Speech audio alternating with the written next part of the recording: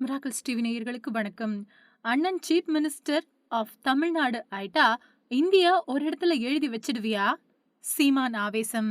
தாம் தமிழ்நாடு முதல்வர் ஆகிவிட்டால் தமிழ்நாட்டில் ஹிந்தியை ஒரு இடத்திலும் எழுத விட முடியாது என நாம் தமிழர் கட்சியின் தலைமை ஒருங்கிணைப்பாளர் சீமான் எச்சரித்துள்ளார்.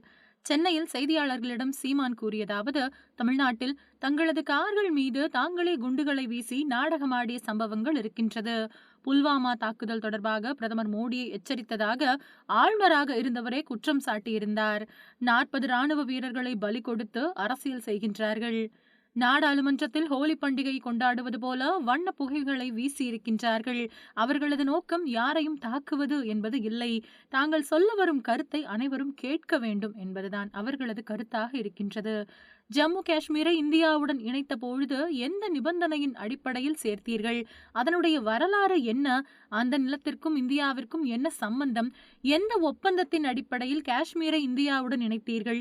காஷ்மீரில் உள்ள முஸ்லிம்கள் அனைவரும் இந்தியாவிற்குள் இணைந்து விட வேண்டும், இந்தியாவில் உள்ள முஸ்லிம்கள் அனைவரும் பாகிஸ்தானுக்கு போய்விட வேண்டும் என்பது எல்லாம் என்ன பேச்சு? அண்ணன் சீஃப் மினிஸ்டர் ஆஃப் தமிழ்நாடு ஆகிவிட்டால் ஹிந்தியை ஒரு இடத்திலாவது எழுதி வைத்து விடுவீர்களா? ஆட்டம் காட்ட ஆட்கள் இல்லை என்பதால் எல்லாம் நடக்கின்றது. வட இந்திய கோவிலில் நான் அன்பளிப்பு கொடுத்து தமிழிலேயே எழுதி வைத்து விட்டு வந்தால் விட்டு விடுவார்களா? ஆனால் ராமேஸ்வரத்தில் அப்படி அன்பளிப்பு கொடுத்துவிட்டு ஹிந்தியில் எழுதி வைத்து விட்டு சென்றிருக்கிறார்கள். அதற்கு ஒரு ஆள் வேணும் தம்பி. சண்டை போடுவதற்கு ஒரு ஆள் வேண்டும் தம்பி. நம் மொழியை அவமதிக்கும் பொழுது நமக்கு வரும் கோபத்தை அவர்களுக்கு உணர்த்தணும். தமிழ்நாடு அரசு கேட்கும் நிவாரணத் தொகையை மத்திய அரசு கொடுக்க வேண்டும் தான். எங்களிடம் எடுத்த வரியைத்தானே திருப்பி கேட்கிறோம். பேரிடர் காலங்களில் எங்களை பிச்சைக்காரர்களைப் போல நடத்தியிருக்கிறீர்கள்.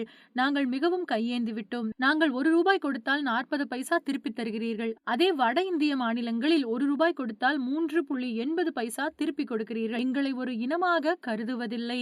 நாங்கள் செத்து விழுந்தால் தமிழ் மீனவன் என்கிறீர்கள். இந்திய மீனவராக சொல்வது இல்லை. எங்கள் வரியை வளத்தை திருடத்தான் எங்களை வைத்துள்ளீர்கள். இவ்வாறு சீமான் கூறினார்.